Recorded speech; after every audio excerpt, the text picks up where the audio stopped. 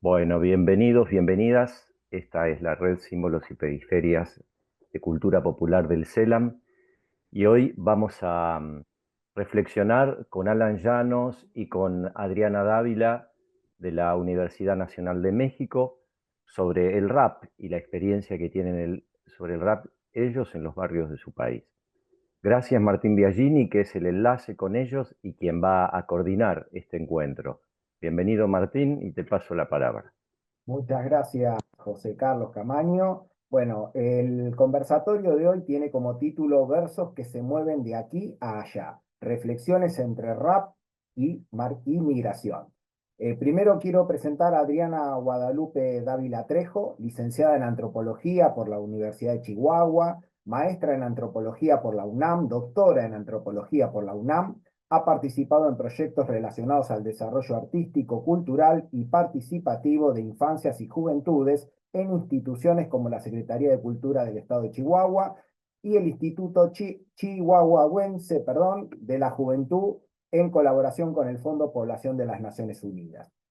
Es miembro de la Red Nacional de Jóvenes Investigadores desde 2017 y organiza las 3 ediciones de los encuentros internacionales Repensar el Hip Hop en México, Colombia y Buenos Aires. Coordinó los libros El Hip Hop lo sigue reinventando todo y Hip Hop y Mujeres Diversas, Saberes, Reflexiones Femeninas en el Rap, ambos de editorial Leviatán.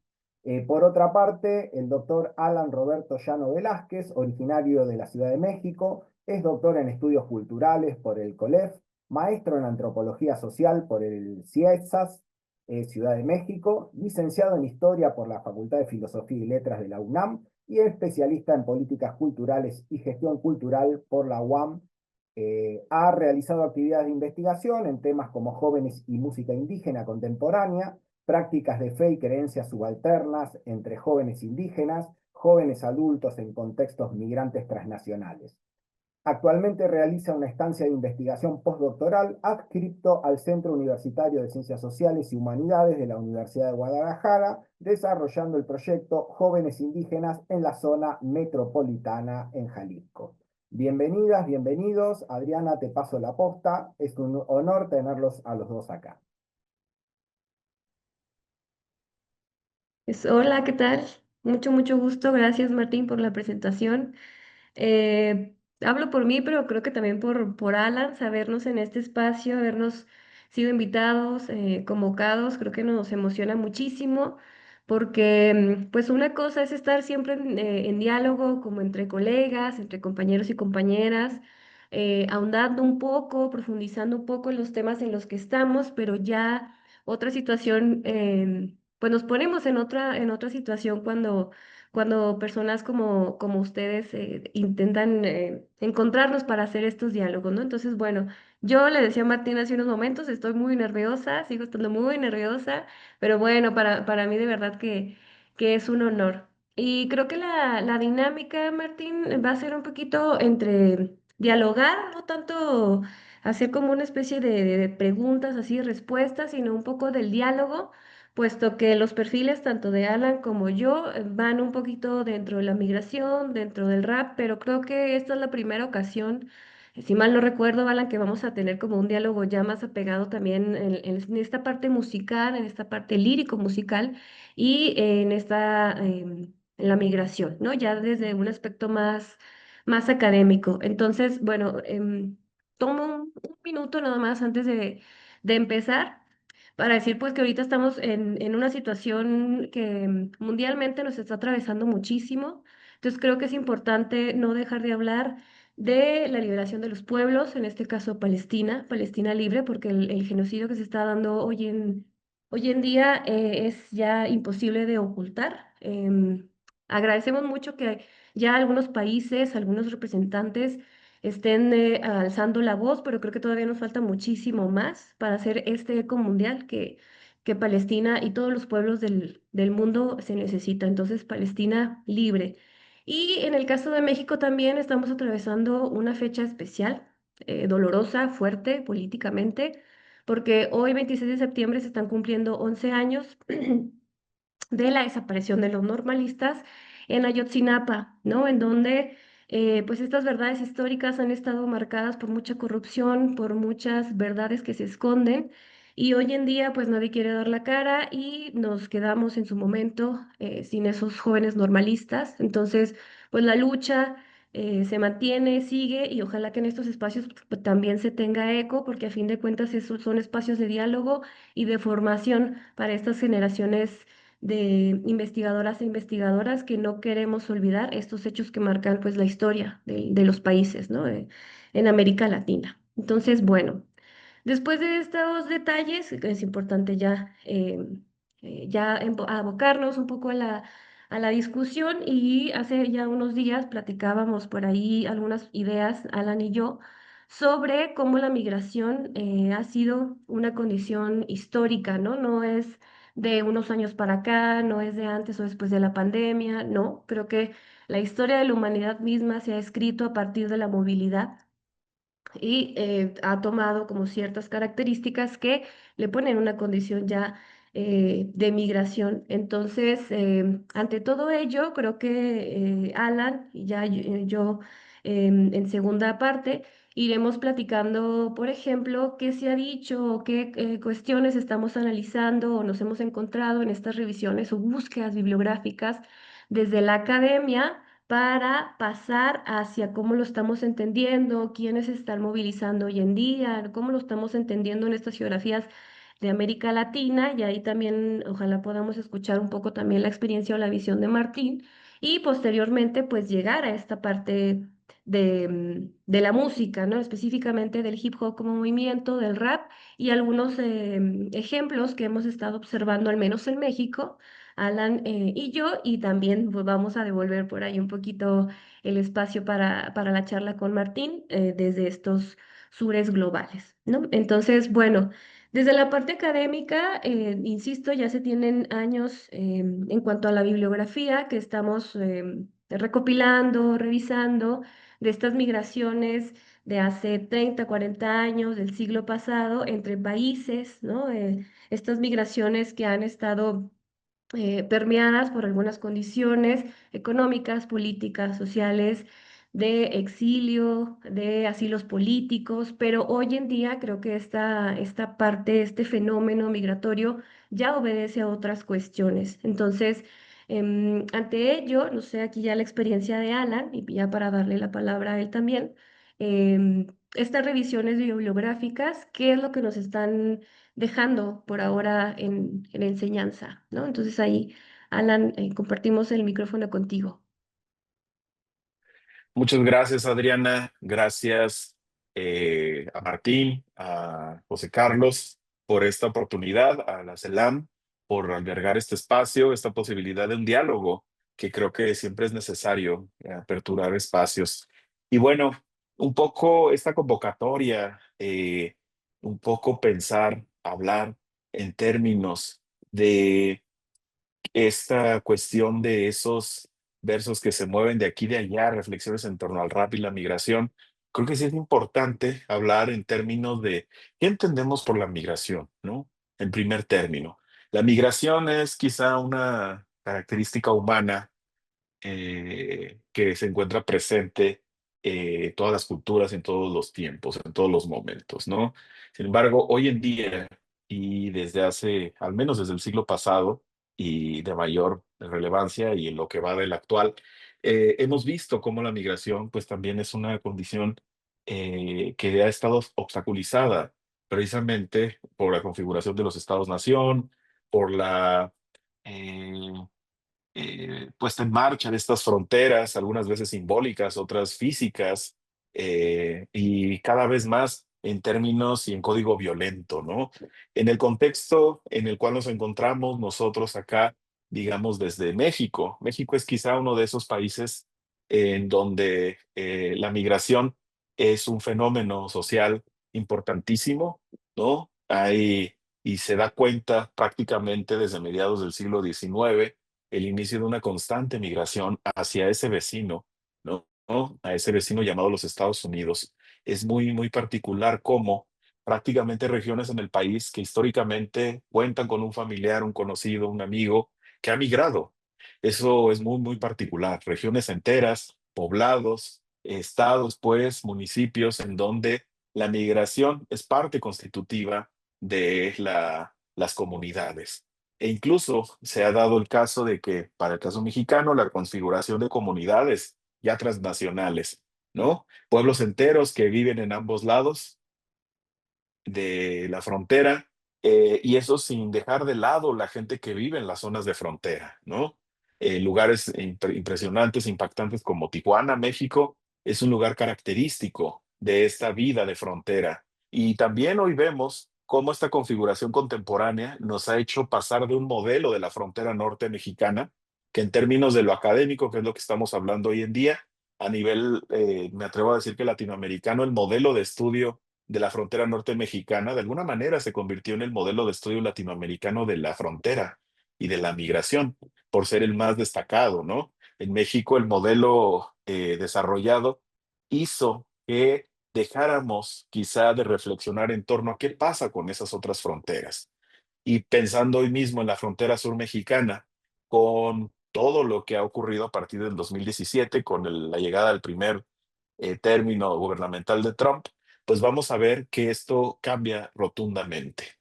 Va a cambiar no solo para México, para Centroamérica, para América Latina en general e incluso para el mundo. México se ha convertido en una zona de tránsito global. La frontera sur, siendo Tapachula quizá la ciudad más importante en estos momentos al sur de la frontera mexicana, al norte de Centroamérica, pues el lugar de cruce, y no solo eso, lo podemos extender más hacia el sur, hacia Panamá, el famoso Darién, lo que se suponía que era un lugar inexplorado, impenetrable para realizar un cruce humano, hoy día ya se atraviesa, ¿no? Eso nos habla de cómo este sistema mundo en el cual nos encontramos está obligando a un desplazamiento de los sujetos. En ese sentido, hablar de migración ya es hablar también de movilidades, ya es hablar de sujetos en tránsito, ya es hablar de movilidad y desplazamiento. Es decir, la categoría migración se ha configurado en este mapa contemporáneo. De hecho, la figura del migrante como aquel sujeto adulto masculino que va con un propósito económico ya se ha desdibujado. ¿Quiénes migran hoy en día? Prácticamente todos y todas. Hoy migran jóvenes, hoy migran mujeres, hoy migran infancias, hoy migran adultos mayores. Gente que incluso migra en familia, gente que está tratando de llegar a estos lugares del norte global, ¿no? Por usar estas categorías, para encontrar en estos espacios sueños, no, mucho se habla del sueño norteamericano, no, pues simplemente hacerse de un lugar en esta economía global que les ha arrebatado todo y que eso los ha obligado a tener que estar en estos espacios, ¿no? Entonces creo que es importante hoy en 2025 comenzar a hablar en estos términos, sobre todo cuando tenemos, digamos, mediáticamente una imagen de lo que implica el migrante y la migración, muchas veces despectiva, muchas veces racializada incluso, muchas veces configurada en términos de la negatividad y de lo indeseable que ha conducido a xenofobia, ¿no? Esto también es muy, muy importante, la caracterización del sujeto como peligroso, como indeseable, es muy particular y al mismo tiempo en todos estos lugares, supongo que allá en Argentina suceden procesos de alguna manera similares, vemos cómo se están configurando comunidades. En México podemos hablar el caso de las comunidades venezolanas, por ejemplo, que comienzan a ser numerosas, haitianas, por supuesto, que están comenzando a llegar a estos espacios, pero también procedentes del sureste asiático y procedentes de África. Y ni qué decir de las comunidades ahora de retornados de los Estados Unidos, están llegando de nuevo a México, gente que por supuesto tiene ascendencia mexicana, pero no han vivido en este país, tienen esas raíces, por supuesto. Entonces esto complica aún más y en medio de todo esto, lo que nosotros podemos ver eh, es la detección de una diversidad de flujos que están cruzando este país. Algunos con la intención de quedarse forzados, otros deteniéndose, otros retornando y otros intentando llegar con todo lo que implica. Hay que decirlo, México es un país ante una crisis de desapariciones, de inseguridad y de una guerra no reconocida y no declarada, en contra del narcotráfico, lo cual se convierte además en otro obstáculo para las personas en situación de movilidad de tránsito. En este sentido, también hay que pensar que la juventud, los jóvenes, aparecen aquí como un actor central. No solo porque también son la cara de los que migran. Ojo, no quiero decir que en el pasado los jóvenes no migraran, sino que la condición y la categoría joven ahora es central, porque ya son personas que quizá en el pasado eran jóvenes por su edad, pero ya convertidos en adultos ante los roles que estaban asumiendo. En este momento son sujetos muy, muy jóvenes que están resignificando la experiencia migratoria con sus propios lenguajes. Vemos que las redes sociodigitales se convierten en un instrumento también para identificar esos puntos migratorios. ¿Y qué decir y qué pensar entonces en ese sentido el rap? El rap también está migrando y se está configurando. Entonces me gustaría dejarlo acá como un tema inicial y seguir la conversación. Bien, Alan. Porque sí, por aquí tenía yo presente, ¿no? Y es importante como volver a utilizar de buena manera estos espacios, justamente para esto que decías, de que México, o sea, hablando en el caso mexicano, ¿no? Que pensar que es un lugar de paso, no solamente es un lugar de destino, en el imaginario, ¿no? Porque posteriormente a ello, como bien lo decía Alan hace unos momentos, pues, ¿qué pasa con esta condición de quienes migran y quienes se benefician de ello, ¿no? Entonces, esta parte del crimen organizado y las violencias que se han generado hacia estas poblaciones, las desapariciones, muertes, asesinatos, la extorsión, sobre todo la extorsión al migrante o a la que migra, es ya muy evidente, ¿no? A lo mejor era antes en las noticias como que se dejaba algo ahí diminuto, pero ahora ya son noticias que escalan, ¿no? Y que eso, como bien lo decía también, llega al racismo, la discriminación y también a la cuestión de negación de derechos. ¿Por qué? Porque un país como México, y no podría hablar de países de Centroamérica, el resto de los países, están o no están preparados para políticas que protejan al migrante, ¿no? En esa condición, el año pasado, por ejemplo, en el norte de México, de donde yo soy, en Chihuahua, se veían campamentos de migrantes que decían, es que son 100 200 personas. Pues claro que no, o sea, la noticia escaló, eran 1600, el estado, el municipio no sabía qué hacer, no se daba abasto, la misma población en Chihuahua era quien les ayudaba o les brindaba alimentos, vestimenta. La temporada invernal fue muy dura, ¿no? En este caso, en noviembre, diciembre, enero del año que recién inició fue muy dura. Entonces, para migrantes para poblaciones, familias migrantes que han estado en condiciones climáticas, por decir algo, ¿no? Muy distintas al Caribe, al sur. Cuando se llega a un invierno tan crudo como ellos, hay que pensar también en su integridad, hay que pensar en lo que necesitan, ¿no? Y eso en el estado de Chihuahua, digo no México, pero Chihuahua se quedó totalmente desbordado, ¿no? Medicinas, no sé, artículos de higiene, no sé, etcétera, totalmente desabastecidos esta población. Entonces, bueno, así como se dan estas cuestiones, también ahorita retomo un poquito de lo que hablaba Alan con estas configuraciones culturales también. Cuando estas migraciones, y se daba mucho hace un año o 2 años, Alan no me dejará mentir, en la frontera de Tijuana, yo llegaba a escuchar mucho que la población de Haití, por ejemplo, ya estaba fusionando incluso la comida, ¿no? Ya había quienes estaban casando, quienes estaban teniendo hijos, hijas, ¿no? Familias con personas de la frontera en México. Entonces, ante ello, o sea, este panorama de la migración pues adquiere significados y características dependiendo de de los territorios, pero también de cómo estas poblaciones se inserten o no, o también del cómo estas poblaciones que estamos ya permanentes en estos territorios, les aceptemos, abramos espacios, puertas para pues que este transitar no sea vivido en solitario.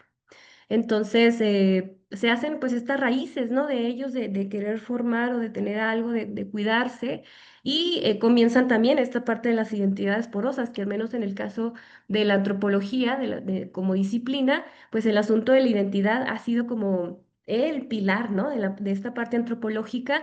Entonces ellos que eran haitianos en Tijuana, en salvadoreños, en Ciudad Juárez, etcétera, etcétera, comienzan a definirse, a escribirse desde otras maneras de ser y de pensar y de anclar, ¿no? De poner raíces en estos territorios ajenos a ellos, pero que les están recibiendo, por decir ejemplos. Entonces, bueno, retomando por ahí estas anotaciones de Alan, pues sí, llegar al aspecto de la música y la migración y en el hip hop, cuando Martín me señalaba la posibilidad de hacer este conversatorio, a mí se me hacía muy interesante porque yo decía, bueno, ya 52, 53 años de este gran movimiento, no se puede pensar al hip hop como un espacio, un movimiento cultural sin pensar en el aspecto de la migración. ¿Por qué? Porque desde la música, desde la historia de este movimiento, el aspecto migratorio estuvo presente desde que comenzamos a hacer estas revisiones históricas, igual Martín no me dejará mentir, y empezamos a observar que estas poblaciones de Colombia, del Caribe, de Jamaica, de otros espacios desde los 50, 60, que ya estaban insertos en espacios periféricos, segregados, violentados en algunas ciudades de Estados Unidos, específicamente en Nueva York, pero en espacios periféricos como el Bronx y otros guetos u otros barrios, era donde estaban haciendo frente a esas resistencias, a esas luchas, a esa negación de derechos. Insisto, no es cosa de 2, 3 semanas, es cosa que históricamente estamos disputando constantemente y se ve ante esta negación de derechos, pues ellos estaban haciendo presencia, estaban haciendo resistencia y desde estas raíces musicales jamaiquinas y desde estos cuerpos danzantes y desde estas expresiones culturales que hoy también ya se catalogan también como expresiones artísticas y políticas, pues el hip hop está, ¿no? El hip hop comienza a reescribir su historia en estos mitos fundacionales que luego se disputan las fechas y los lugares y los personajes y demás, pero no podemos negar que era población que estaba pasando o que ya estaba definiendo un proceso migratorio muy puntual, ¿no? Entonces, la figura de Kohlberg, la figura de Cindy, su hermana, toda la familia, etcétera, etcétera, vienen ya de descendencia jamaiquina y también ellos en esta parte simbólica y cultural, histórica, ancestral, vienen también haciendo herencia y muy puntuales desde esta parte de África. Entonces, bueno, nos estamos moviendo sí o sí, ¿no? Que quede claro esta intención de siempre en la historia, remarcar de dónde venimos, hacia dónde vamos.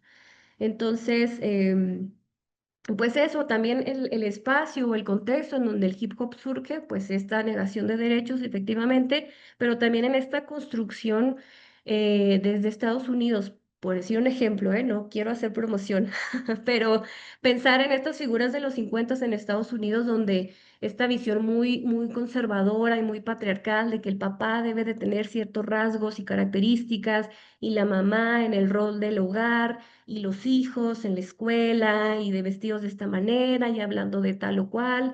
Esta figura como muy amorosa y muy cuadrada, estructurada de la familia versus a lo que el hip hop en su momento nos estaba diciendo que la familia y la comunidad se defendían y se construían pues desde lo colectivo, ¿no? Porque a lo mejor había una madre con sus hijos, era un padre que estaba rehaciendo otras familias en el número de ambientes o posibilidades, pero está marcado por esta movilidad, por estas estructuras que se van engranando o desengranando de distintas maneras y sobre eso está el hip hop. Entonces, el hip hop como este gran movimiento con estos grandes pilares o elementos que se enuncian, que se cambian, que se fortalecen, pues que aparece, ¿no? Una maravilla que empezamos a conocer como el rap.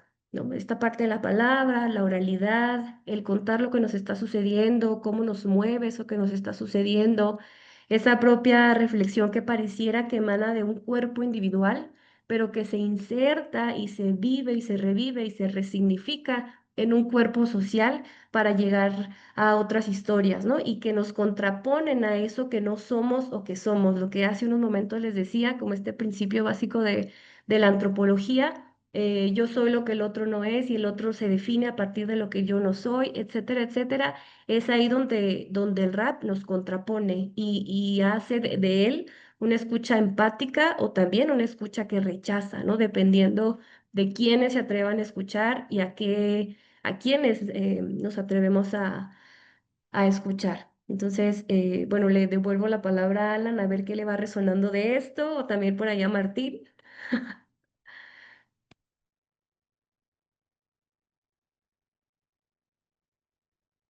Ya, gracias. Sí, pues creo que podemos pensar también eh, en términos de lo que decías del hip hop, definitivamente, ¿no? Vincular este tema de la migración, los desplazamientos, este mundo contemporáneo en donde pues vemos este continuo de movilidad humana, siempre este desplazamiento de fuerza humana para cubrir esas necesidades de este capitalismo voraz, de este neoliberalismo avasallante. eh, Vemos también que esto tiene mucho que ver con la historia misma del hip hop, ¿no? Esto es fundamental entenderlo. Pienso desde sus orígenes, ese mítico idea allá en el Bronx, ¿no? Eso que se reconoce. Y desde ese momento hay que recordar que el rap nace como un lenguaje crítico para verbalizar estas realidades disonantes, ¿no? Entonces, yo creo que eso es lo que le da la vigencia al propio rap. Porque, digo, de alguna forma, este mundo eh, ha contado con individuos que han tenido una forma creativa de señalar todas estas situaciones. Y por eso el hip hop puede ser adaptado y adoptado y resignificado en muchas territorialidades. Eso es muy, muy particular, ¿no? Evidentemente, y claro, desde un montón de subgéneros que existen, ¿no? Es innumerable la cantidad de elementos que tiene el hip hop y hay de todo, ¿no? Desde lo que reifica, lo que aquí mismo estamos criticando, ¿no? También eso hay que tomarlo en cuenta, el rap sirve para muchas cosas.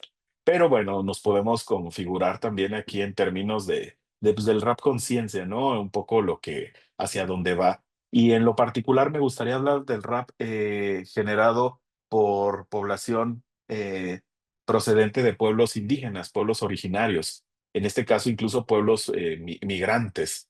En ese sentido, ese rap del Bronx que nos hablaba de pobreza, de racismo, de exclusión, sigue siendo vigente. Y hoy día tenemos que hablar de migración también, por lo menos, ¿no? De todas estas características contemporáneas, de las violencias que sufren los jóvenes en particular, de hoy, pues como bien señaló Adriana, le estamos conmemorando una fecha eh, más, un 11º aniversario de esta desaparición de jóvenes estudiantes normalistas que se estaban preparando y que su error, si así lo podemos denominar, fue involuntariamente confrontarse con poderes fácticos y poderes de Estado, ¿no? Entonces, eso es un continuo de algo que a nivel latinoamericano creo que está presente, ¿no? La figura del joven y el joven estudiante, el joven universitario en estos casos, es la figura de un sujeto peligroso en términos de todo lo que significa para los órdenes del poder fáctico, ¿no? Pero bueno, un poco volviendo a todo esto, eh, toda esta herencia de la crítica verbalizada y las realidades disonantes, hoy esa historia podemos pensar que se está actualizando en clave migratoria. ¿En qué sentido? Volviendo con los jóvenes raperos, tanto en México como en los Estados Unidos, hay que pensar, y estoy pensando concretamente en lo que yo denomino ahí por algunos estudios como la escena del rap en Oaxaca, California, Oaxaca en México, California, Estados Unidos, sujetos migrantes procedentes de Oaxaca que ahora habitan California y viceversa, ¿no? Es una nomenclatura y un espacio situado interesante ahí, pues. Eh, Todo lo que está ocurriendo en este escenario, eh, digamos que estos jóvenes están retomando de alguna manera esta tradición.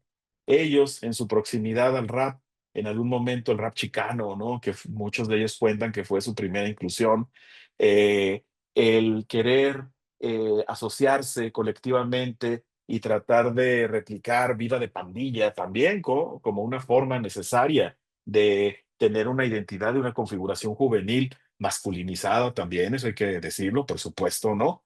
Eh, en esos contextos se da el clavo de la importancia de decir, esto lo puedo decir en mi propia lengua. ¿Y cuál es mi propia lengua?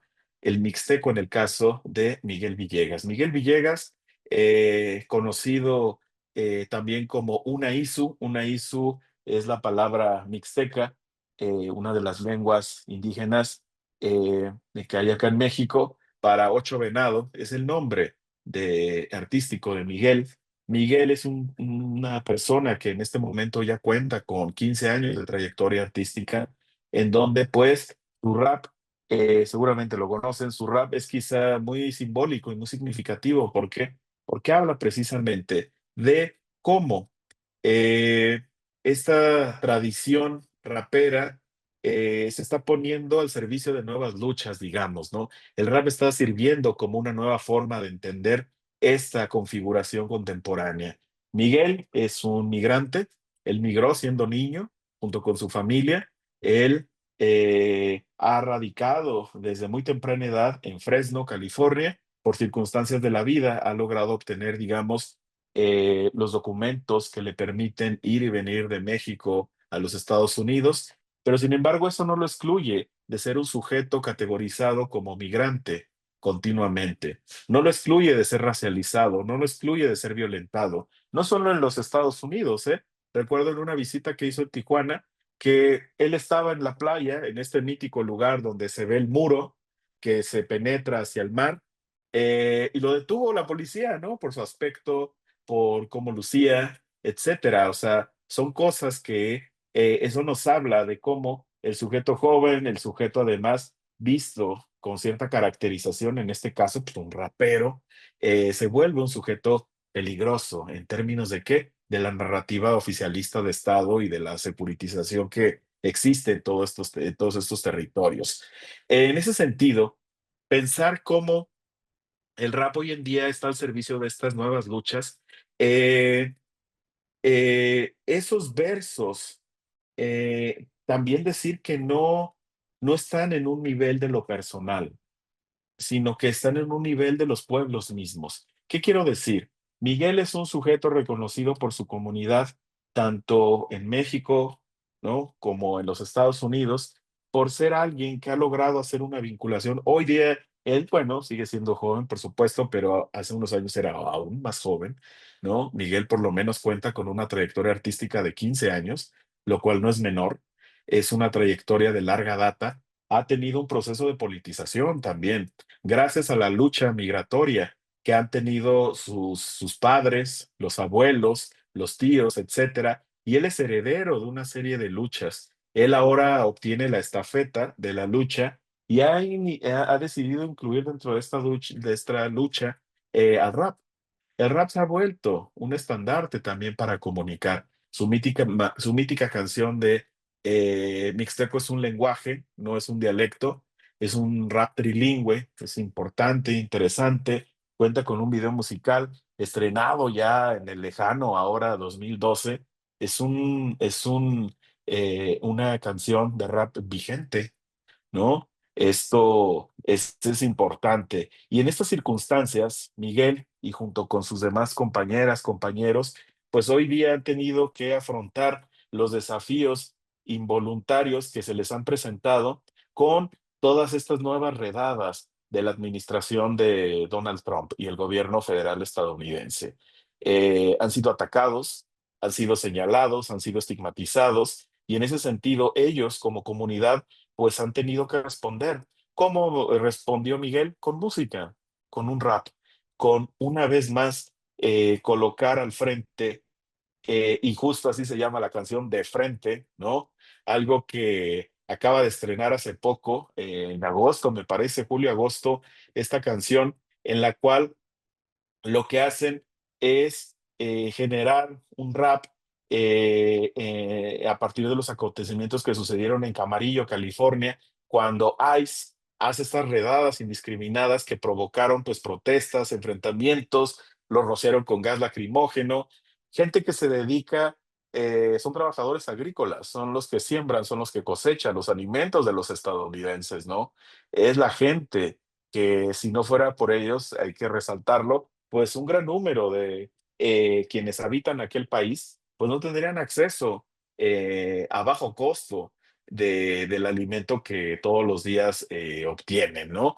En ese sentido, esta canción, nos dice el propio Miguel, está reconociendo esa realidad de los migrantes campesinos, de los pueblos originarios y de las personas diversas que conforman esta amplia comunidad migrante mayoritariamente mexicana, ¿no?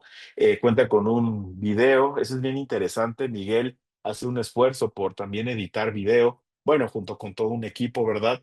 Pero hay que pensar de cómo, si hacemos un símil, Miguel pasa de la importancia de la lengua a la importancia de que esta lucha y eso que desde hace 15 años ha estado presente, siga siendo una idea de pueblo, de lucha, de resistencia y de todo lo que está sucediendo en torno a esta presencia contemporánea en este sentido, ¿no? De esa manera hay que pensar que el hip hop, ¿no? Como movimiento, como una comunidad, como una cultura, y en particular el rap, tienen un peso fundamental, ¿no? Para los jóvenes migrantes, la palabra permite narrar estas realidades que muchas veces están invisibilizadas, esas realidades que solamente se conocen en el inmediato, esas realidades que estos sujetos categorizarlos como minorías quedan eclipsadas frente al amplio espectro que sucede ahí, ¿no? En ese sentido, Miguel, al hablarnos de fronteras, de discriminación, de deportaciones, también nos habla un poco de esperanza. Y yo creo que eso es importante, ¿no? Aquí de solidaridad, de estos elementos importantes que unen a las propias comunidades a pesar del temor. Hay gente que no está saliendo a trabajar por el miedo a ser deportado, porque la vida partida entre dos territorios, la imposibilidad de un tránsito se vuelve más complejo cuando está de por medio el hecho de que pueda ser deportado, ¿no? En ese sentido, hay que pensar que el rap es un recurso, por supuesto, pedagógico, pero también político, ¿no? No solo comunica esas experiencias, sino que las está volviendo colectivas y hace que resuenen en la vivencia migratoria colectiva. Y pues aquellos jóvenes sujetos en tránsito hacen propio todo esto y se convierte en un acto colectivo de comunicar, de transmitir y de escucha, que creo que eso es importante y esa es la potencia misma del rap, la vigencia que tiene el rap y la posibilidad que nos otorga desde estos lugares, ¿no? Situados, privilegiados, un poco la academia en donde nos encontramos ahorita, de poder dialogar a partir de esa importancia que hay de del producir rápido una canción, de sacarla, de soltarla y de difundirla, ¿no? Y que esto se convierta también en un acto comunicativo para ese afuera que muchas veces ignora qué es lo que está sucediendo ante lo avasallante que resultan las narrativas mediáticas hegemónicas. Estos productos como tales audiovisuales hay que pensarlos como un punto nodal para entender esas resistencias que se dan desde el abajo, ¿no? Desde estos espacios marginales, marginalizados por algunos, pero potentes, resistentes y valientes también habría que decirlo.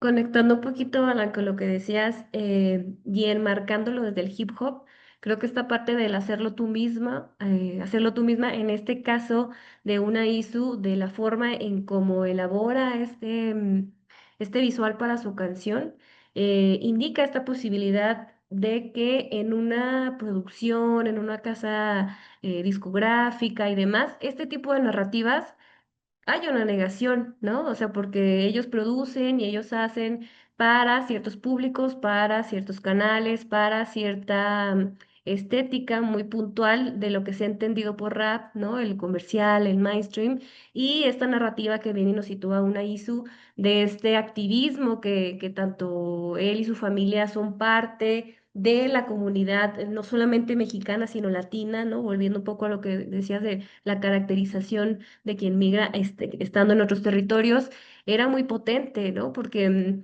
ante estas redadas, pues las banderas de México, el rap de México, resaltó como toda una potencia que te estaban diciendo, aquí está la comunidad, ¿no? ¿Y qué estamos haciendo ante ello? Entonces, la gráfica, lo visual que nos dejaba una Isu en este video tiene que ver con eso, hechos de lucha y de resistencia, pero también para mí me resultaba muy emotivo cuando lo vi porque justamente eso remueve una emoción colectiva, ¿no? Ante estos sucesos o ante estas políticas que intentan minimizar, ¿no? Esta presencia de migrantes en Estados Unidos. Otro ejemplo también para ilustrar un poquito lo que estaba mencionando Alan y yo tal vez con un marcaje de género por ahí un poco, enuncio dos ejemplos. El primer caso de Amenik hace un par de años cuando ella lanzó también desde esta fusión del rap, pero también con el ska, una canción de Todos somos migrantes. Me hacía reflexionar a mí y obviamente ahora les comparto también la reflexión, que en el caso de Amenik nos hace como una referencia muy profunda a que luego vemos esta condición migratoria y pareciera que nos sentimos totalmente alejados de ello, ¿no? Entonces, cuando Amenik saca esta canción, es extender la reflexión a de que, bueno, yo tal vez he estado toda la vida en Chihuahua, pero ¿qué ha pasado con mis padres? ¿De dónde vienen? ¿Qué ha pasado con mis abuelos? ¿Dónde se conocieron, no? ¿En dónde resuenan tal vez esos apellidos? ¿De dónde traen esos anclajes culturales, ¿no? Que han vivido, que han existido, que han rechazado en su propia historia de vida, en sus historias de vida. Entonces, bien nos reflexiona Amenik de que a lo mejor y nosotros en su momento, nuestra historia, no estamos migrando o no por ciertas necesidades o por ser desplazados o por ser violentados, pero siempre hay una parte histórica que nos va a hacer voltear, siempre con un punto reflexivo, con un punto de empatía y con un punto de sensibilidad hacia esas historias que han hecho lo que hoy somos, ¿no? Lo que hoy nos estamos construyendo. Y también en el caso, por ejemplo, de las hijas del rap, un colectivo que ahora está un poquito en reconfiguración en Yucatán, también en México. Les expongo un poco su historia. Ellos ya tienen un tiempo trabajando juntas, pero hace poco que las invité a escribir a uno de los libros que coordiné para que hablaran como su experiencia en el rap, siendo madres, gestoras, talleristas, trabajadoras y demás roles que se cumplen dentro del rap, ellas siendo mujeres hablaban y coincidían en sus historias de vida en cómo la movilidad la agradecían en el punto de que se fueron encontrando en el camino, ¿no? Porque las necesidades, porque los objetivos, porque su colectiva, porque sus familias tenían que dirigirse hacia otros territorios, hacia otras geografías, en donde ellas pues han estado sumando otras experiencias, otras configuraciones sociales, otras maneras de entender el mundo, otras maneras también muy potentes de romper muchos esquemas patriarcales, conservadores, capitalistas, en donde se les dice en cierta comunidad, en cierto lugar, que así se debe de consumir, que así se debe de hablar, que así se debe de comportar, que a esto solamente a estas actividades sí, a estas actividades no, se alcanza, se puede llegar porque se es mujer, ¿no? Como una limitante o como una posibilidad. Entonces, ante ellas, las migraciones, las movilidades que se han dado dentro del mismo territorio mexicano, para ellas les ha posibilitado poder entender como otras formas de estar en el rap, otras formas de ser mujer, otras formas de maternar, otras formas de construir un hogar. Entonces, ante ella, ante estas narrativas, tanto de las hijas del rap como de Amenik, pues nos invita mucho a pensar y a escuchar, tal cual como lo decía Alan, pues cómo se está escribiendo, cómo se nos está compartiendo todas esas narrativas que ellos y ellas como raperos y raperas o viven, ¿no? Son experiencias encarnadas o son muy empáticos y nos llevan toda esta experiencia, todas estas noticias, todas estas formas de transitar por estos territorios, lo llevan a una canción y en 2 o 3 minutos uno puede o no entender esta situación a la que estas personas, grupos, poblaciones se están enfrentando, ¿no? Entonces, eso ya está diciendo también mucho de nosotros como comunidad, como colectividad, que a lo mejor en el caso de quienes estamos aquí, en el caso de Alan, de Martín, mía, que estamos muy de cerca trabajando con raperos y raperas o también otros personajes inmersos en el hip hop, ya hay cierta sensibilidad, ¿no? Para entender como estas otras formas de estar en la vida y hacer historia, trayectoria en el hip hop, pero para quienes no, eso no debería ser como un sinónimo de rechazo, ¿no? Porque desde ahí, pues, rompemos o no construimos esos puentes culturales, esos puentes desde la historia oral, esos puentes desde la documentación, porque a fin de cuentas el rap es historia pura, ¿no? Es maneras, una de las tantas maneras en donde estamos guardando la memoria, no solamente la memoria del hip hop que estamos siempre construyendo, sino la memoria del cómo estamos situando o enfrentándonos a estas situaciones que, pues, que el capitalismo y todas estas estructuras patriarcales y las redes sociales nos imponen y pues cómo le estamos intentando dar respuesta o no damos respuesta, y ya también eso es una postura política. Voy a meterme un poquitito. Sí, adelante, Martín. Muchas gracias, Alan y Adriana. Igual no los voy a dejar seguir, pero me estoy anotando varias reflexiones y no quiero dejar pasar este ping-pong que han armado.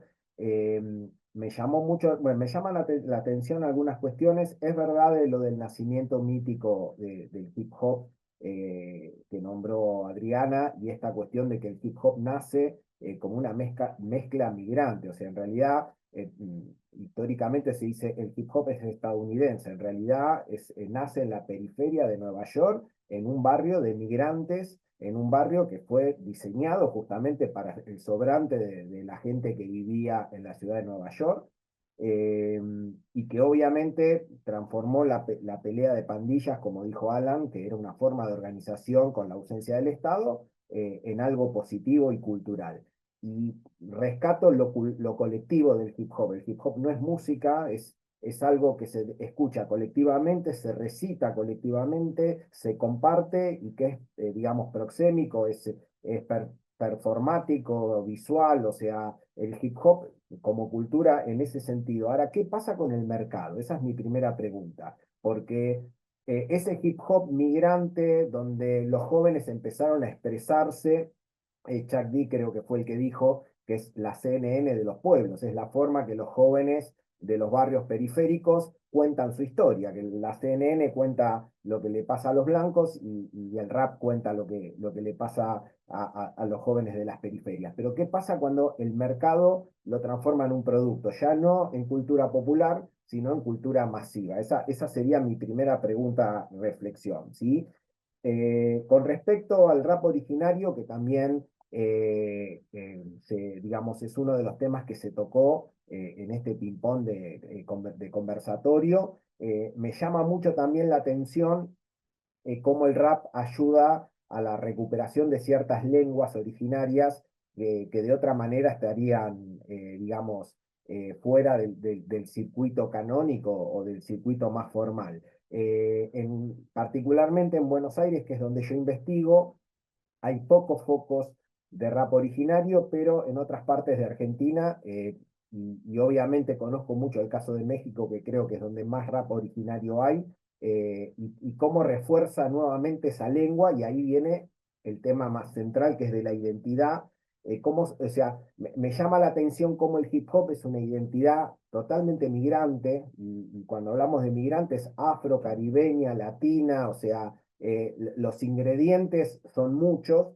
Eh, ¿Cómo está? De vuelta, es muy parecida a la pregunta, ¿cómo esa identidad vuelve a estar, digamos, atravesada por el mercado? ¿Sí? Hoy yo puedo escuchar rap maya por las redes sociales. Hoy las redes nos permiten poder tener acceso a un montón de artistas que antes no se podía. De hecho, es un gran tema cómo el hip hop o el rap llega a los distintos países de Latinoamérica, porque tenía que llegar el disco físico o de alguna manera. O sea, hoy con la digitalidad, y bueno, y aparece de vuelta el señor mercado con el algoritmo que va, digamos, modelando. Eh, Así que en principio son esas preguntas, reflexiones, y después vuelvo al principio, Adrián arrancó también hablando de la bibliografía que existe, y ahora sí les pregunto como académicos netamente, ¿qué pasa en una academia que también es hegemónica y que utiliza ciertos cánones de autores para decir qué es migración, qué es identidad? O sea,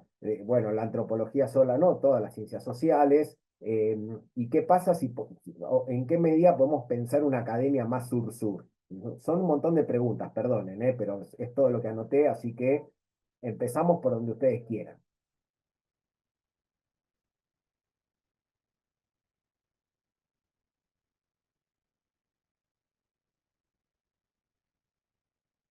Quien se anime, arrancamos. A ver, vas, Alan.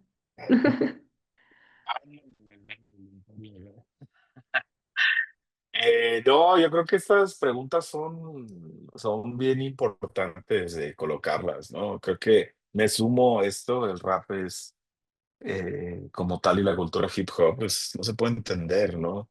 Sin los sujetos eh, minorizados, ¿no? Por estas esferas, señalizados, habitantes de una pluralidad cultural, étnica, etcétera. Y en ese sentido, yo creo por eso el mercado no, quizá no le interesa esta parte, ¿no? Es muy, muy particular. En términos del rap más comercial, ¿no? Este rap de, este rap machista, este rap capitalista, ¿no? Este rap en donde el valor del bling bling, ¿no? Está ahí siempre. Y el cash, ¿no? Es muy, muy particular, es válido, pues, o sea, es otra expresión, es lo que yo digo, o sea, ese rap también hay que entenderlo, hay que aproximarnos, hay que escucharlo. En todo caso, no hay que satanizarlo, hay que comprender cómo esos sujetos porque además son sujetos que provienen de estos entornos, ¿no? Minorizados, racializados, migrantes, etcétera, pues ahí se encuentran y ahí están y ahí han encontrado. O sea, digamos que ese es el triunfo de la industria, apropiarse de algo, ¿no? Y lo vemos en cualquier género. Y pues el rap no ha sido excluyente en ese sentido. Claro, también están estas interesantes espacios de disputa, ¿no? De aquellos raperos, raperas, que en algunos casos tu intransigencia pues también cuesta, ¿no? Cuesta reflectores, cuesta todo ello. ¿Qué pasa? Eh, yo creo que en el términos de lo que es el rap en lenguas originarias, el rap indígena, eh, es bien interesante cómo también se mueven diferentes dimensiones, ¿no? Porque ¿quién escucha rap de este tipo? ¿Dónde se escucha? Eso es interesante porque por un lado también los jóvenes raperos de lenguas tienen un posicionamiento político, por supuesto, de la importancia de su rap. Ya se ha dicho, se ha convertido, digamos, en un instrumento pedagógico también para que aquellas generaciones que por múltiples motivos ya no pudieron aprender su propia lengua, ¿no? Materna, fue silenciada en estos procesos de discriminación y ellos ya no les tocó poder escuchar un género en una lengua que se habla en la comunidad, en la familia, es potente, por supuesto. Pero también hay que pensar cuál es el lugar y cuál es la cabida que ha tenido esto, porque también hay que saber que, pues bueno, o sea, los raperos originarios pues también buscan de alguna manera vivir de esto, ¿no? O sea, es también algo, no hay que dejarlo atrás, es un estilo de vida, pero también es una forma de vida, ¿no? O sea, porque muchos se defienden, esto es un estilo de vida, claro, pero también es una forma de vida, ¿no? Puedes convertir tu estilo de vida en una forma de vida y ahí es lo complejo. Ahí es donde nosotros tenemos que pensar eh, cómo, si bien el rap indígena suele estar impulsado en estas lógicas de proyectos mayoritariamente comunitarios, a través de procesos políticos, culturales o a través de los artistas independientes que buscan mantener autonomía frente a los modelos de comercialización, eh, pues chocan de repente con una industria en donde lo que se busca es la rentabilidad, ¿no? Y el potencial de consumo. ¿Cómo vendo una idea en términos de marketing. ¿Cómo vendo la lucha comunitaria de un pueblo en particular en términos de movilidad y de ingresos y de dinero? Es difícil, pues. Eh, eh, ¿Cómo integrar una música que de alguna forma está hablando de despojos, de racismos, de defensa de la tierra, con una industria que neutraliza estos discursos contestatarios para volverlos consumibles, ¿no? ¿Cómo vuelvo un objeto de consumo la defensa de mi cultura, ¿no? Esa es una gran pregunta. Y habrá que ver si en el rap o en otros géneros esto se ha dado, ¿no? Hay casos también. Lo interesante acá es ver también que hay otros temas, que aquí es tanto la exotización como la fetichización de lo indígena, ¿no? Ahí también hay que hablar que en términos de Latinoamérica, Latinoamérica es esencialmente racista, ¿no? Latinoamérica es una región racista, es una región que está siempre colocando en términos de una estratificación social a los sujetos. Latinoamérica es una región en donde la población étnicamente identificada y racialmente señalada, a pesar de ser mayoría, ¿no? Es la población que mayoritariamente le toca sufrir las consecuencias de este orden impuesto, este orden colonial. Ese es un orden colonial que perdura, ¿no? Es la herencia colonial que hasta la fecha existe. Y claro, hay excepciones, no todo es total, pero creo que en este diálogo, más bien el riesgo presente dentro de todo esto, creo que va hacia la exotización. ¿Por qué? Porque podemos pensar que la industria puede promover el rap como un producto exótico, folclórico, destacando el uso de la lengua originaria y banalizando las luchas también, ¿no? Volver una marca registrada, la lucha. Se ha visto casos, ¿no? Y en ese sentido, el peligro es el vacío de un contenido político, ¿no? Eh, entonces pienso que las lenguas corren el riesgo de volverse quizá una mercancía cultural más que una herramienta de resistencia en todo caso. Sin embargo, hay que pensar que la industria hegemónica, mediática y las industrias culturales, las macroindustrias culturales, hoy en día ya también tienen fisuras, ¿no? Hoy en día el acceso a medios, a las redes sociodigitales, el poder también tener acceso a ciertas tecnologías que nos permiten con elementos muy básicos armar tu propio estudio de grabación, a tener tu propio manejo de redes sociodigitales, está cambiando y modificando esas lógicas. Entonces están existiendo nichos de las escuchas. Pero también por otro lado, y yo creo que ahí lo conecto con el tema de la academia y la crítica, de repente vas a una tocada, a un concierto de hip hop, perdón, de rap en lenguas originarias, y resulta que los que van, pues, es puro académico interesado en el tema, ¿no? Entonces dices, aquí vamos poniéndonos serios, ¿no? Y ser sinceros de cómo quizá pues ¿quién los está escuchando a ellos realmente, no? Y ese es todo un tema.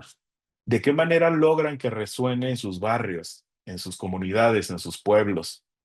O cómo también en el caso mexicano, es bien interesante. En México hay dos fechas emblemáticas que son el Día de los Pueblos Originarios y el Día de la Lengua Materna. Uy, no, ese día así ser indígena es lo mejor que te puede haber pasado porque te folclorizan, te vuelves como el indígena permitido, el indígena que puede estar en esas fechas para la foto y en el caso de los raperos de los pueblos, se les invita para que hagan su casi casi su performance, su presencia y adiós, nos vemos el otro año. Eso, hablamos en términos del mercado, pero también de las instituciones, en este caso culturales, gubernamentales, que están usando a los sujetos y a sus expresiones. En todo creo que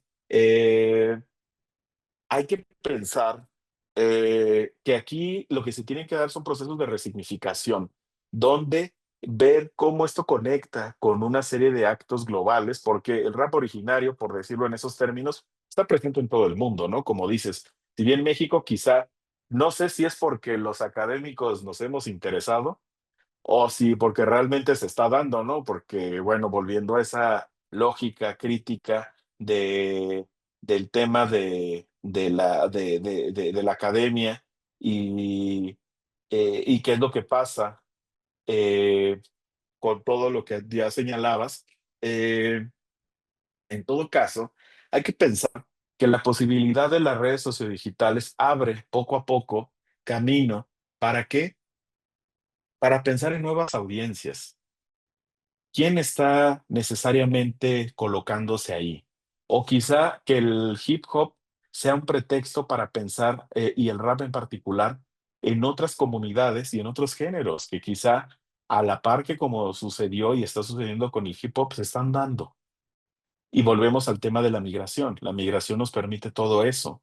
No sé si, por ejemplo, podemos también ya estar hablando hoy en día del K-pop en lenguas originarias, ¿no? Quién sabe, quizás se está dando y es algo que al focalizar una mirada no estamos observando, ¿no?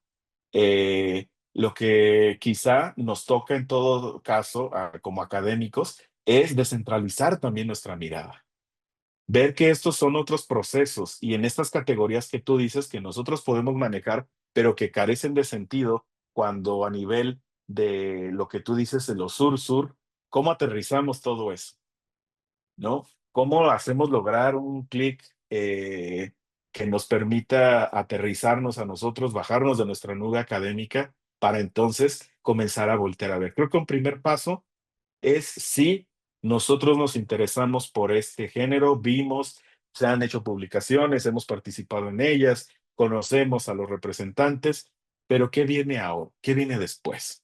No perder el hilo realmente de que las juventudes contemporáneas no necesariamente todas están escuchando y haciendo hip hop, perdón, rap.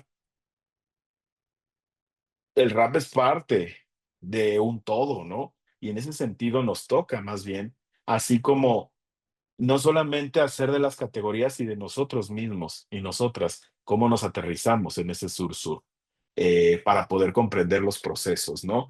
Y bueno, eh, pensemos, bueno, y también eso, yo lo que veo es que aquí hay modelos híbridos. ¿Por qué? Pues porque también los jóvenes han aprendido de la industria a la cual le han consumido, ¿no? Conocen esas formas y a partir de sus propios recursos, como aquí lo vemos con Miguel, ese último video de que ya les mencionaba yo, que estuvo acá presente, el video de Frente se constituyó con imágenes de toda la gente que participaba en las protestas, ¿no?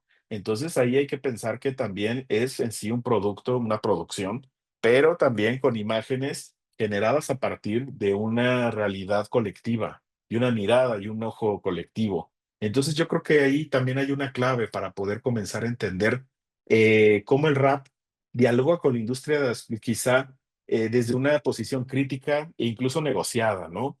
Aquí hay todo esto, hay que pensarlo. Pensar que no necesariamente todo este rap busca estar en el mercado, ¿no?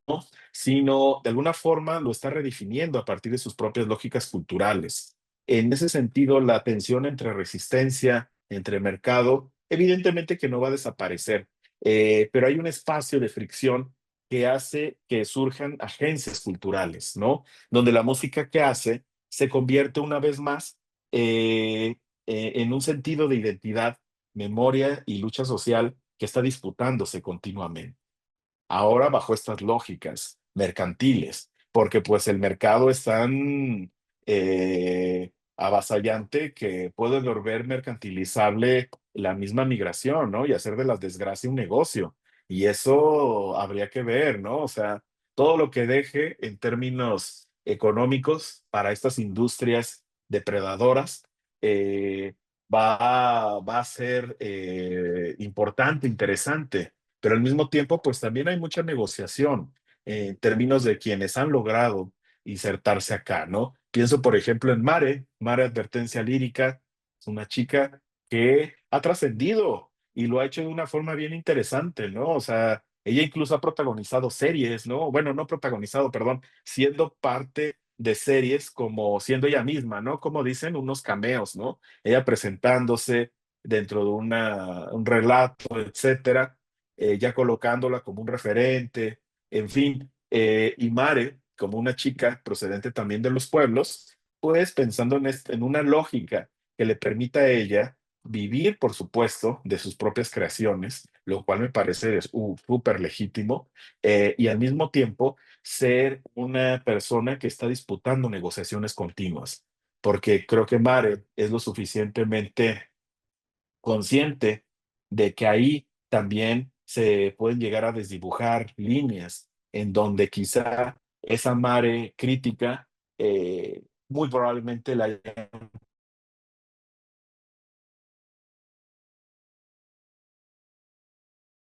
Ahí te perdimos, Alan.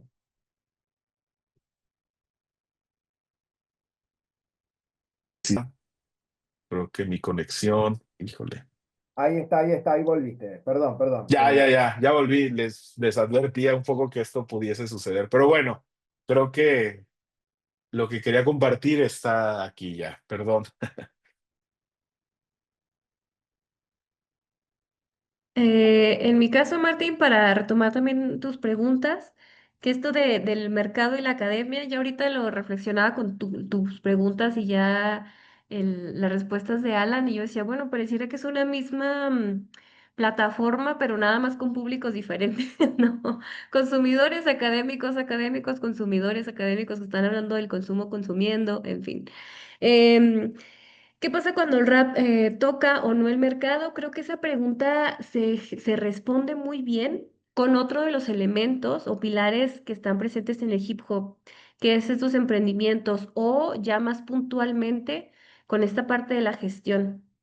¿Por qué? Porque cuando los micrófonos, las casas productoras, las radios, todos estos espacios, musicalmente hablando, donde pudiera estar el rap, pero no todos los tipos de rap, pero no todos los raperos o raperas, estos personajes y trayectorias. Ahí es donde se generan estos espacios autogestivos, ¿no? En donde buscan otras redes de trabajo, en donde insertan su trayectoria, en donde les toca definirse, cortar lo que son, trabajar doble, triplemente para poder ser parte a lo mejor de un colectivo, de visibilizar sus trabajos. Entonces, eso es muy interesante porque también estos espacios no solamente se gestionan porque sí, sino también están irrumpiendo y se están posicionando desde otro lugar crítico, no solamente de estar por estar, sino también tener algo que decir, como bien lo hemos mencionado ya a lo largo de este conversatorio. Y eso también se abona un poco, creo yo, desde esta perspectiva o desde la edad o desde el tiempo que tengo en la academia, cuando mencionabas, ¿no? Que qué pasa con esta academia tan hegemónica. Yo lo reflexionaba mucho cuando estaba haciendo, por ejemplo, mi trabajo en posgrado, en maestría y un poquito en el doctorado. Que sí es cierto, ¿no? Pues estos referentes de que si no es hip hop tomado desde la música popular, entonces de pronto nos empieza a faltar bibliografía o de pronto no la otra escucha o otros comités u otros profesores, profesoras SNI o estas categorías de investigación en los países de donde somos parte no los entienden o hay un lenguaje que ellos no alcanzan a entender y por eso para ellos no existen, ¿no? Estas temáticas, estas problemáticas. Entonces, creo que una parte interesante en donde estas gestiones del rap que no están en estos mercados y a su vez estas generaciones de académicos y académicas están intentando funcionar o llegar a estas gestiones que están haciendo estas y otros raperos y raperas en colectivo o de manera individual, tiene mucho que ver con un compromiso ético, con un compromiso social y sobre todo como esta escalada intergeneracional en donde a lo mejor hace 15, 10 años, 20 años, por decir algo, en México era como yo te investigo, porque yo soy investigador, investigadora, y voy y te exotizo y te folclorizo, cierro mi investigación y se acaba y yo continúo, ¿no? Entonces, Ahora creo yo, o no sé si sea por estos temas de hip hop que nos roban el alma y nos quebrantan mucho y ahí nos anclamos porque encontramos algo que nos identifica. Veo que voy, trabajo, me acerco, mientras que hago una investigación, trabajo o pongo a mi servicio lo que yo sé o lo que me falta de saber, o sabes, hay un posicionamiento horizontal que nutre muchísimo esta experiencia de con quien estamos trabajando y cómo nos queremos formar o deformar como investigador, investigadora en estas temáticas muy puntualmente, ¿no? Entonces, luego terminamos la investigación, a lo mejor se hace como el examen profesional y demás cosas por cumplir con una academia que nos piden cosas muy puntuales, titularse en tiempo y forma y demás. Y hacemos como que, bueno, ya cumplí con esta institución, pero mi compromiso sigue activo acá, ¿no?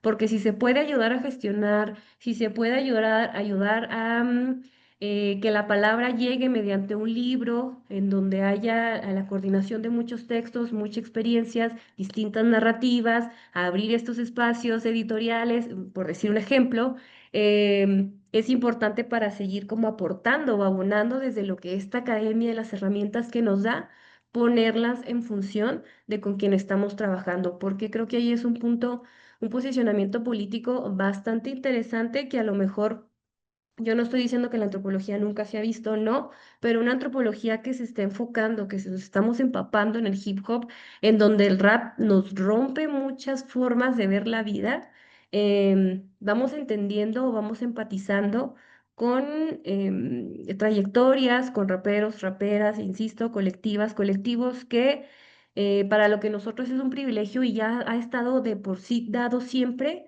para ellos es una lucha que todavía está avanzando, ¿no? Caminando. Entonces, al abrirnos, al compartir y al poner ese privilegio al servicio, em, pues ya dice mucho de cómo estamos intentándole dar frente a esta academia hegemónica, intentando romper o hacer, no entrando necesariamente a estas lógicas de mercado, en donde ya sabemos que se silencia, que se blanquea una narrativa y que si no es estéticamente visible, comercializable, consumible, pues entonces no cabes, ¿no? Y no significa que por querer ser ellos mismos y cuidar mucho esa esencia, no se haga un espacio para todo lo que se tiene que decir y todo lo que se tiene o se puede que vincular, ¿no? Entonces, desde ahí iría mi reflexión. Bien, sigo anotando preguntas, perdón, que insistente, y obviamente a los colegas que están presentes si quieren preguntar.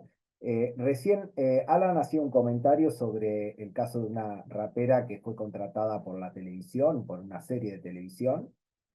Acá en Argentina sí se replicó exactamente lo mismo, series de Netflix, una cadena de streaming, digamos, importante, contrata raperos de zonas marginales para que se interpreten a sí mismos, es una constante. Y me acordé que dentro de poco se cumplen 100 años de Lo que el viento se llevó, es la primera vez que un afrodescendiente gana un Oscar de la Academia Estadounidense de Cine.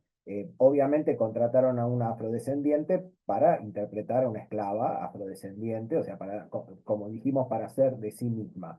Entonces, perdón que sea tan insistente con el tema del mercado, pero casi pasaron 100 años, creo que la película es del 36, 37, no recuerdo ahora, habría que googlear, pero casi pasaron 100 años de ese hecho y todavía seguimos contratando, digamos, subalternos para que en esta exotización o estereotipación, para que se interpreten a sí mismos y jueguen ese papel en una ley de mercado. Digo esto porque, bueno, a veces es muy bonito hablar de lo colectivo. eh, Adriana me conoce un poco más que Alan. Investigo rap periférico acá en el conurbano de Buenos Aires y pega mucho el individualismo y el éxito de las joyas, de pegarla, de querer ganar el dinero y triunfar, que o sea, todos nosotros trabajamos de algo en un sistema capitalista, obviamente de algo vivimos, eh, pero todavía me sigue haciendo ruido esa cuestión, y lo tiro como pregunta y reflexión. Y vuelvo a la migración, y esta es la segunda, y prometo que no molesto más. ¿Qué pasa con la identidad? Esta identidad migrante fragmentada, por un lado, ¿sí? Hay un director argentino, Pino Solanas, fallecido, que filmó una película en el exilio. Él se exilió por cuestiones políticas. La película se llama Tango, el exilio de Gardel, donde el personaje, que se llama Juan I, tiene una contraparte que se llama Juan II, que todavía sigue en el país. Él usa una metáfora en la película. De hecho hay maniquíes como escenografía, partidos fragmentados.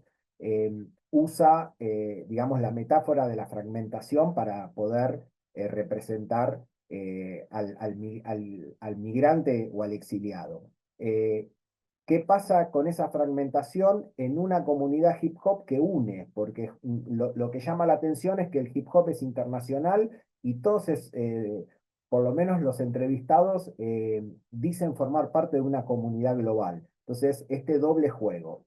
Son muchas, sé que son muchas preguntas, pero bueno, me las anoté para no olvidarme. Así que no sé quién quiere tomar la palabra primero. Si quieren, pues yo para seguir Ah, este dale, diálogo de dale, ahí dale, de dale. ping pong, esa cuestión de contratar los raperos marginados que tú mencionas para las series, para interpretarse a sí mismos, pues es un fenómeno, ¿no? Yo creo que se está dando a nivel, pues no sé si global, pero sí Latinoamérica. Eh, Hay que partir de algo, ¿no? Los medios de comunicación, la representación social siempre ha sido hegemónicamente blanca, ¿no? Hay que también decir que quienes han accedido a los medios han sido blancos, ¿no? Quienes han tenido la oportunidad de estudiar, por ejemplo, cinematografía, etcétera, son blancos, que reflejan su realidad. Vemos el caso, por ejemplo, en México de la película Roma, ¿no? De Cuarón, que ahí se hizo mucho revuelo con Yaritza Aparicio. Pues no nos está contando sino la de un niño en su momento privilegiado que tuvo nana y que era mixteca. Y entonces es una historia de la romantización de cómo casi casi pues Yaritza Aparicio era así como nos quiere dar la impresión de que era un miembro de la familia, pero por supuesto que nunca lo fue, ¿no? O sea, era alguien muy querido, sí. Y eso fue una historia que nos habla de un México, de un sector poblacional mexicano muy particular.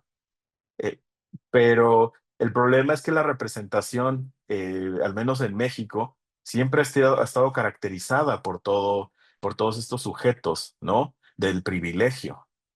Ahora nos presentan estas nuevas formas y tratan de ser incluyentes, utilizando a personas morenas, ¿no? O sea, ya la paleta de colores pasó del blanco blanco al moreno y sus variables, al menos acá en México, ¿no? Y eso es bien interesante. Vemos el caso también de, híjole, ¿cómo se llama este actor? El de Ya no estoy aquí. ¿Lo recuerdas, Adriana? Es un chico que representa una película también de grupos juveniles, los colombianos, allá en Monterrey. Es una película importante, es buena, cruda también, pero también al sujeto lo han exotizado. Y es bien interesante porque cuando pues logran esto, los medios, ¿qué es lo que hacen? Los blanquean para las revistas, para las redes sociodigitales. Es muy, muy particular, ¿no? Como los nombres, o sea, la hegemonía blanca colonialista que impera a nivel latinoamericano no deja de hacer esto y vuelven a exotizar. Y en el caso, yo creo que ahí es interesante ver cómo los sujetos, hay que estar muy atentos, ¿no? De todas estas representaciones que parece que son como una nueva apertura y no es cierto, ¿no? O sea, es tan solo una forma en la cual estos grupos hegemónicos en el poder mediático están pensando que están haciendo algo bueno. Digo, qué bien para aquellos actores que no están dentro de la paleta de colores hegemónica y que hoy día tienen oportunidad, ¿no? Qué bien que para hacer esto, pues ya no están recurriendo al absurdo de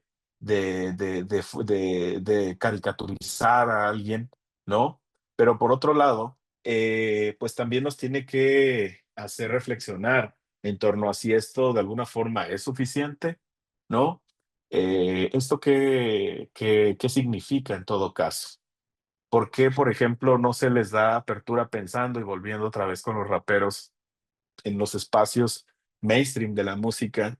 ¿no? En México hay un festival importante que es el Vive Latino y que es como un festival musical importantísimo que, bueno, desde México asumen que es como el festival más importante de Iberoamérica. Bueno, pues es mercadotecnia, ¿no? O sea, digo, yo no sé si resuena esta Argentina, ¿verdad?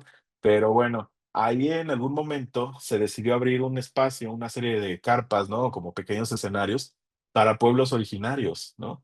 Bandas, no necesariamente raperos o de otros géneros. Y fue bien interesante, solo duró un año, ¿no? Porque no iba gente. Volvemos otra vez a quién los ve, quién está ahí realmente interesado en escuchar a estas bandas.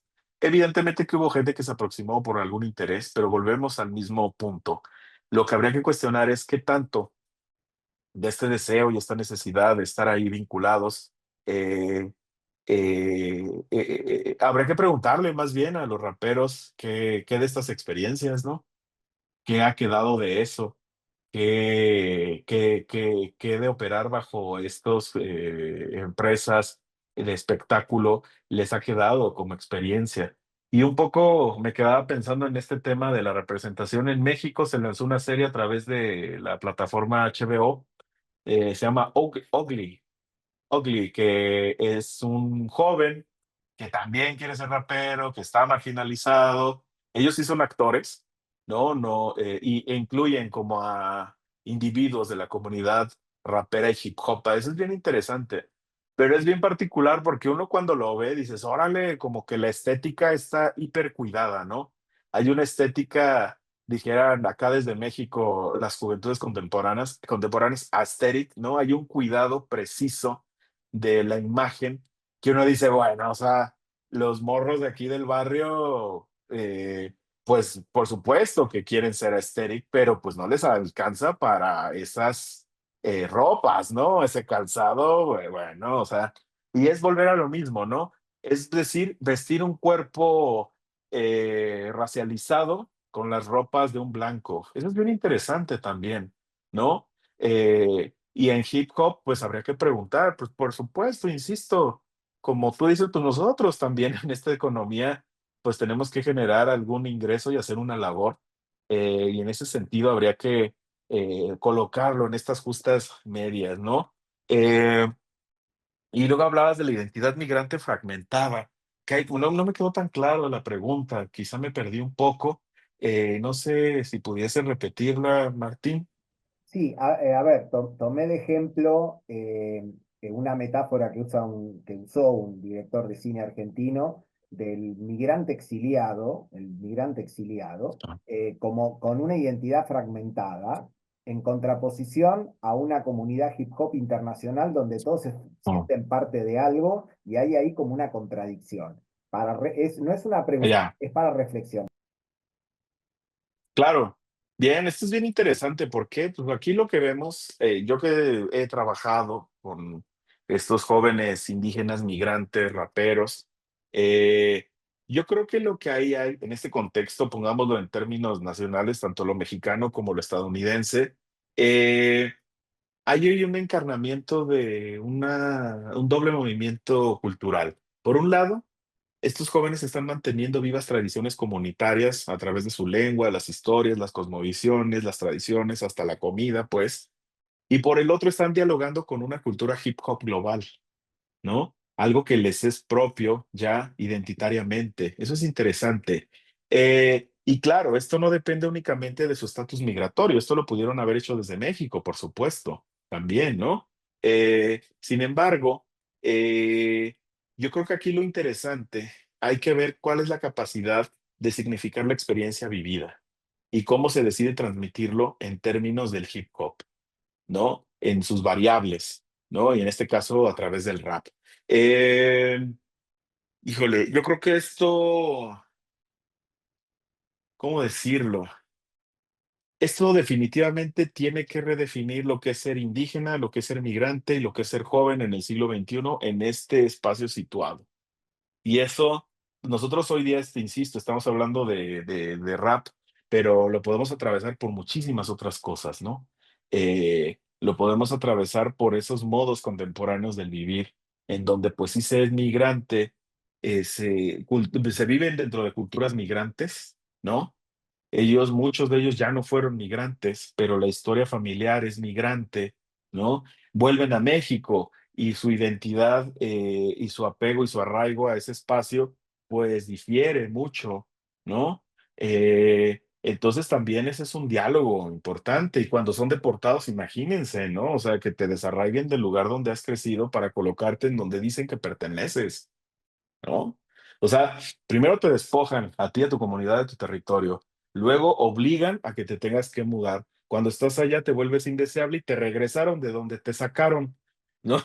O sea, esto, o sea, es esquizofrénico incluso, ¿no? O sea, pensar en todos estos procesos que atraviesan.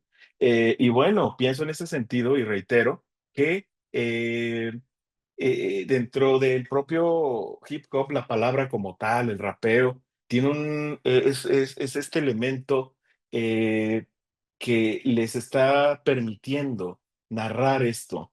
Eh, e insisto, desde una posición de la creación quizá muchas veces individual, pero con una resonancia colectiva. Y en esos procesos de escucha, creativos, escucha, formativos, soltarlo al espectro de las redes sociodigitales, hace que resuene y que entonces se repliquen estas ideas y sobre todo nos dan noción de cuáles son estas realidades sociales contemporáneas en torno a temas en donde, pues como tú bien dices, si nos quedamos con lo que nos narra CNN, pues estaríamos con una visión hiperlimitada, ¿no? Entonces creo que es una obligación social sentarnos a voltear a ver qué está sucediendo, quién es esta gente que está protestando, por qué protestan, por qué han sido desplazadas, por qué esa insistencia de quedarse en esos territorios. Hay mucha labor por parte de quienes hacemos la investigación social de desentrañar todo eso y de atrevernos a bajar el nivel argumentativo con lenguaje académico para entonces colectivamente dialogar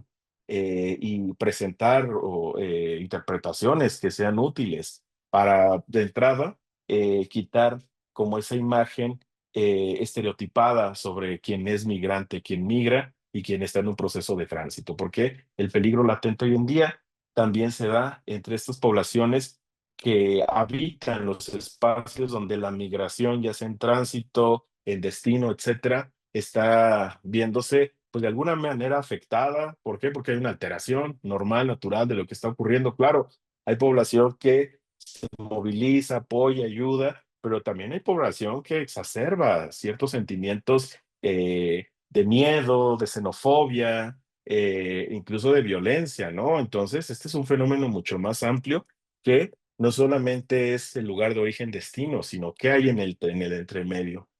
Es lo que podría compartir. Muchas gracias, Alan, clarísimo. Adriana, ¿querés sumar algo más? Sí, rápidamente, ya casi que para cerrar ahorita en los ejemplos que hablábamos sobre el mercado.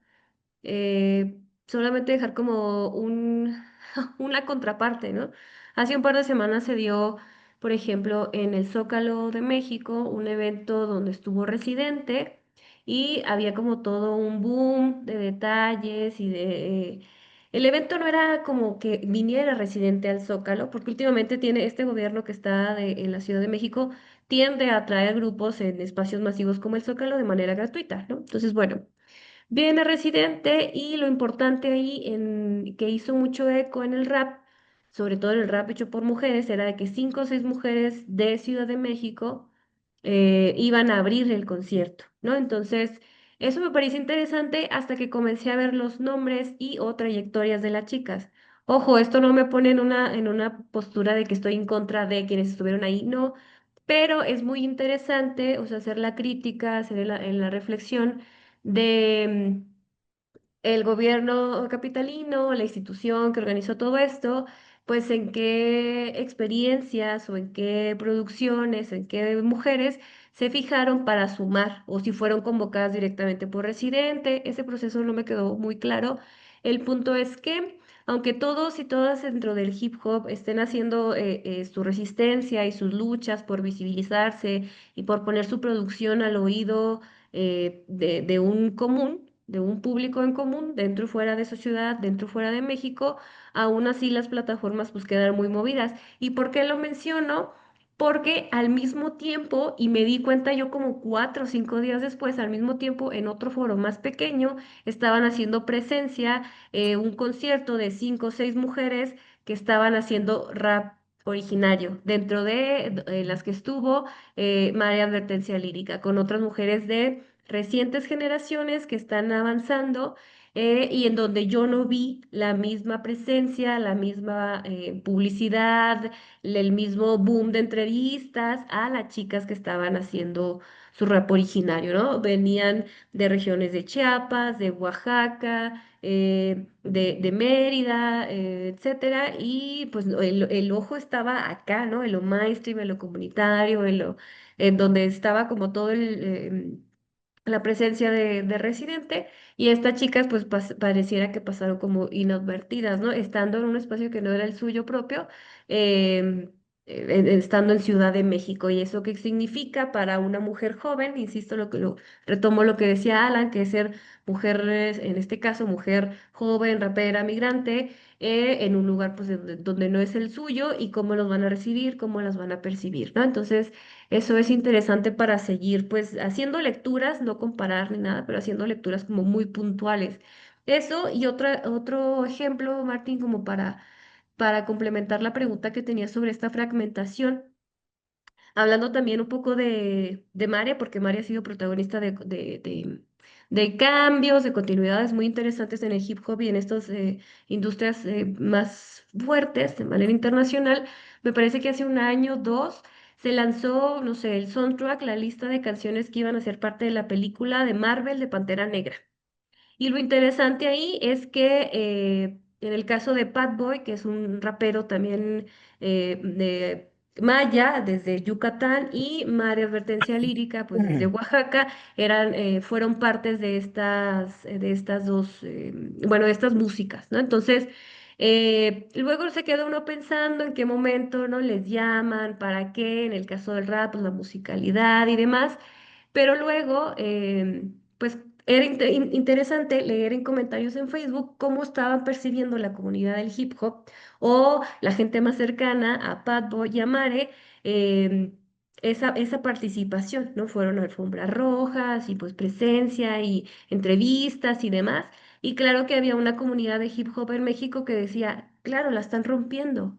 ¿Por qué? Porque a esos lugares también podemos llegar, ¿no? Entonces es este imaginario y esta lucha de que si ellos lo lograron, em, pues hay una trayectoria detrás, obviamente, pero es un punto a un objetivo a lograr también, ¿no? Entonces, un detalle, creo yo, que es cómo se reconstruyen y se resignifican y demás, pero otro también que es bien importante, cómo pesa los comentarios o el cómo percibe una comunidad esos logros que pareciera que van avanzando, que se marginaliza, no se marginaliza, se blanquea, no se blanquea, una industria como Marvel, Hollywood y demás, versus la están rompiendo, ¿no? ¿Qué significa romperla en el hip hop? ¿Qué significa romperla en el rap? En estos jóvenes migrantes y demás. Pues ahí yo creo que va a ser un tiempo y nos daría para más conversatorios, y ojalá en otros conversatorios también se pudieran sumar voces, no solamente desde la parte académica que seguimos viendo y reflexionando ahí, chiflando a lo lejos, ¿no? Silbando a lo lejos, sino estas experiencias que ya están muy marcadas por el ir y venir, ¿no? En estos versos de aquí para allá. Entonces, bueno, yo con eso ya cerraría la participación. ¿Los compañeros presentes tienen alguna consulta, pregunta, duda? Muchas gracias, chicos. Eh, solo a modo de eco y también para ir cerrando este conversatorio, una cosa que me llamó mucho la atención es la presencia, podríamos decir, de relatos como mitos fundacionales. O sea, hay una conciencia de que se está gestionando, vamos a decirlo un poco suntuosamente, pero una nueva identidad humana, em, porque es una forma de migración muy particular la que se está dando. No es simplemente el exiliado, no es simplemente el que decide irse a otro país para mejorar su situación económica, sino que en algún momento Alan lo describió bien, ¿no? Es la constitución de una identidad nueva en la que se es siempre extranjero, estés donde estés, estés en camino, estés en el destino o retornando a tu patria. Eso me parece muy fuerte y me parece clave para comprender de lo que estamos hablando. Em, Porque solo allí se lo puede entender desde esta perspectiva de una identidad de resistencia. Si sos siempre extranjero, estás siempre en tensión. No, uno dice, bueno, pero nunca llegaron a su destino. Bueno, allí está el problema. En el camino no tenían el destino ni el punto de partida, llegaron al destino y tenían peligro de que lo volvieran, como dijiste vos, a un lugar al que ya no pertenecen. Me parece que indudablemente es un género que da cuenta de de una forma de condición humana en la que en un mundo globalizado y mercantil estamos todos expuestos. O sea, estamos todos expuestos a la extranjerización de nuestra propia identidad, a la pérdida de, de nuestro lugar de referencia, aunque no nos vayamos nunca, ¿no? Porque vivimos constituyendo nuestra identidad en relación a un montón de productos que nos ponen en estado de exilio, de salida, de renuncia. Así que muchas gracias. Eh, Ojalá podamos repetir, el próximo de este año está cubierto, pero otro del año que viene, con algunas cuestiones pendientes que quedaron anotadas y que no se me ocurriría plantearlas para no estar una hora más acá, no retenerlos una hora más. Eh, Así, eh, Muchas gracias, José. Bueno, nada, agradecidísimos. Alan, Adriana, un lujo, en serio. A nosotros este tipo de encuentros nos sirve para seguir repensándonos. Así que les estamos agradecidos. Y bueno, nada, para la gente que nos está escuchando, nos encontramos en un próximo conversatorio.